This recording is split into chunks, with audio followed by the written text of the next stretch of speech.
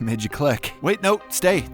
Trust me, it's a good one. The opening scene features a funeral director, Elliot Deacon, who owns a funeral home. As a part of his daily routine, he prepares the corpses for their funeral while talking to them softly. Currently, he is seen preparing the body of an elderly piano teacher. We then cut to a middle school teacher, Anna Taylor, who is having intercourse with her boyfriend Paul. Lucky Paul. Despite the romantic setting, she doesn't seem to be enjoying it at all. Later, while showering, Paul inquires about the matter, but she insists that she's fine, though her expression says the opposite. Following this, Anna heads to work where she finds two big kids bullying her little student Jack. She reprimands them and immediately fends them off. After work, Anna is leaving school when the lights start flickering in the hallway. Scared, she frantically runs towards the exit, but finds the door locked. Amidst this intense moment, Jack appears and inexplicably opens the door without any problem. That evening, Anna attends the funeral of her former piano teacher at Elliot's place. As she approaches the dead body, she sees it moving its mouth. Have you been practicing your scales? Startling her for a moment, but upon having a second look, she finds that it's normal and realizes that it must have been her imagination. Later that night, Anna goes to meet Paul at a fancy restaurant for dinner. During this, he tells her about his promotion to the company's headquarters, so he has to move to Chicago. He then pulls out a ring from his pocket, intending to propose to her and take her along with him. But before he can do so, Anna starts arguing as she thinks that he's going to break up with her. Paul tries to explain the truth, but she storms off without listening. She drives off in a state of distress and amidst the heavy rain ends up getting into a traffic accident. In the next scene, we see Anna on an embalming table in the funeral home with a pale face and a wound on her forehead. Shortly after, Elliot walks in and starts preparing her. As he proceeds to undress her, Anna opens her eyes and asks where she is. Elliot, with a surprising calmness, answers that she's in the funeral home and that she's dead. He further reminds her that she collided with a truck loaded with metal pipes, causing her to die 8 hours ago. Confused and terrified, Anna still doesn't believe that she's dead, despite the funeral director's reassurances that she's merely in transition to the afterlife. Meanwhile, Paul wakes up in his house and attempts to contact his girlfriend numerous times. However, Anna's belongings are now with Elliot, who disregards the call and puts them in a storage closet alongside the belongings of other corpses. Unable to find her anywhere, Paul goes to her mother's house to inquire about her whereabouts. Much to his shock, Mom reveals about the tragic accident that led to her demise. In addition, she blames him for letting her drive in such bad weather. Back in the funeral home, Elliot stitches Anna's wounds, and she's perplexed that she isn't feeling pain. She inquires about this, but he ignores her and injects her with a fictional drug called hydronium bromide. Of course it has bro in the name, which she claims will relax her muscles. A while later, Anna's wheelchair-bound mother arrives at the funeral home to see her. In a crying voice, she talks to Anna's body, asking who is going to take care of her now. Before departing, she asks Elliot to turn her hair to its natural color, brown. Later on, Anna wakes up to find herself alone in the room. She musters up enough strength and sits in an upright position. She then walks up to the landline phone, but it isn't working. Just then, Paul shows up in the funeral home and requests Elliot let him see his girlfriend. Despite his desperation, the funeral director doesn't let him in because he has no legal ties to her. Hearing Paul's voice, Anna screams and pounds on the door, but her efforts go unnoticed. Paul then goes to the police station to meet his friend Tom in hopes that he can do something to let him inside the funeral home. However, another police officer informs him that Tom has gone for his patrol duty and will be back soon. Until that time, Paul enters the police impound and sits inside Anna's wrecked car. During this, he has a vision of his girlfriend, which is suddenly interrupted by Tom's hand. Paul implores him to do something to facilitate his entry to see Anna, but the latter is helpless in this regard. On the other hand, Anna wanders around the room and finds another corpse lying on the table. Not wanting to end up in such a fate, she grabs a pair of scissors and waits for Elliot. As soon as he walks in, she threatens to kill him, but the latter looks unfazed. He claims that she is incapable of harming him because she's already dead. Anna argues, questioning how she's able to talk to him if she's dead. At this point in time, Elliot Elliot reveals that she's able to talk to him because he has a gift. I have a very particular set of skills. The ability to communicate with dead people. It's like the Sixth Sense meets Jennifer Love Bubbitt. He further suggests that she let go of life because her funeral is in 3 days, after which she'll be put into a coffin and buried forever. In the next scene, Elliot is preparing an old woman's body for a funeral when he is joined by Jack, who seems to know about Anna's death. The boy asks about her teacher,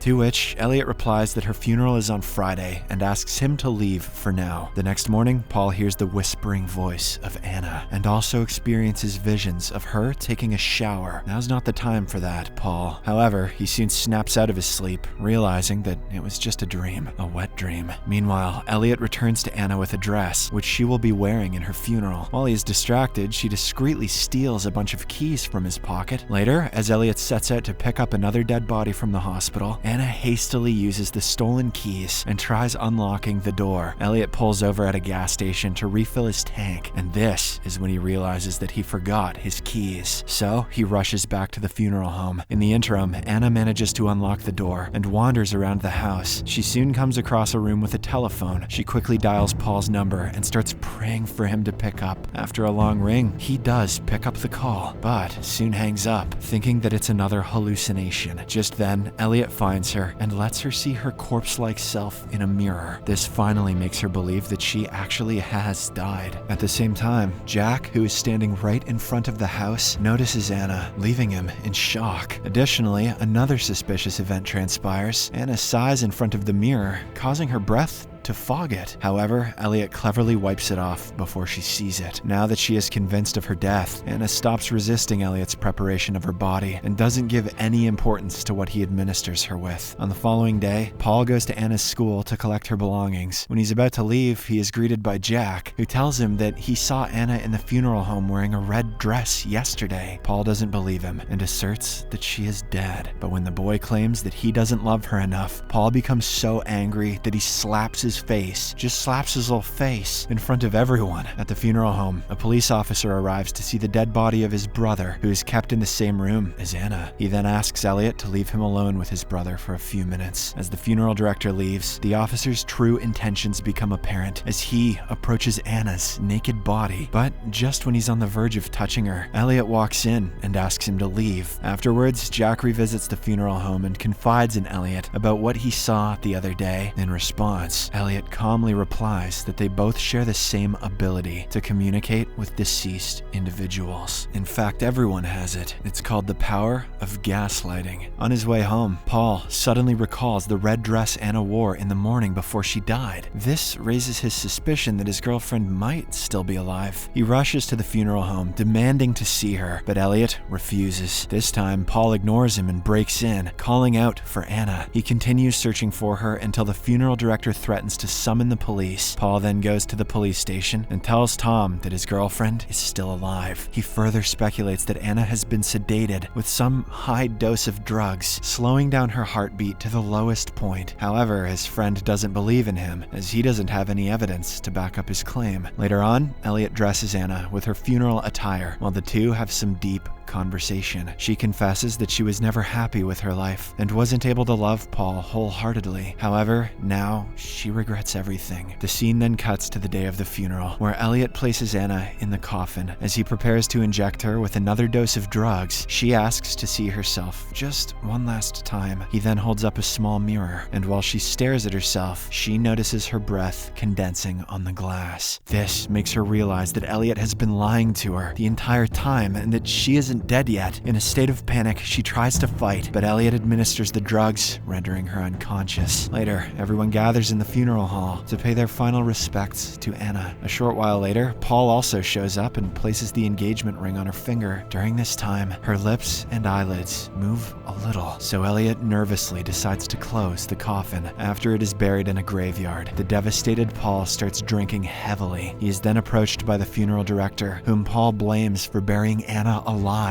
In response, Elliot claims that maybe he is right and tells him to go check for himself. Infuriated, Paul reacts aggressively, but before he can attack, Elliot tells him that he does not have much time left. Sensing the urgency of the situation, Paul drives towards the graveyard at full speed. Meanwhile, Anna wakes up inside the coffin and frantically screams for help as she slowly runs out of oxygen. Despite being under the influence of alcohol, Paul dodges several vehicles on the highway. He then arrives at the graveyard and quickly digs up Anna's coffin, taking her out. He somehow manages to revive her, after which she confesses her love for him. At the same time, Paul hears some odd sounds, and Anna explains it to be the sound of Elliot's scissors cutting his clothes. The next second, Paul finds himself in the funeral home, with Elliot standing over him, preparing his body as he did Anna's. Elliot reveals to him that he never made it to the cemetery due to a car accident, which killed him. Paul protests that he is alive until Elliot inserts an embalming trocar deep